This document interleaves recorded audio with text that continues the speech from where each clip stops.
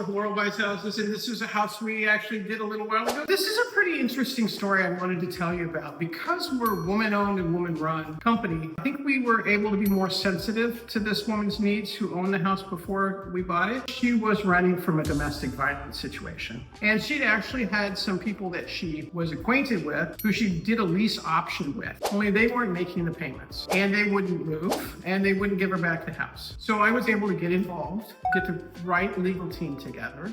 I got her money right up front so that she could buy a condo in another state and be safe. It took almost a year, but we were able to do it. As you know, there's eviction laws, business law that we had to deal with. We were able to finally get the house, get it fixed up. We've put it on the market and it's actually sold. And that's just one of the things where we have the resources that we can bring to bear. And because it's my company, I can structure a deal that works for people. So this is a median home. It's right around the median price point here in Sacramento. And this is the kind of renovations that we did. We actually removed a wall, all on permit, of course, did an upgrade kitchen with a great peninsula, and really made it so the whole room flows for kind of modern living today. After we buy them, this is what we do.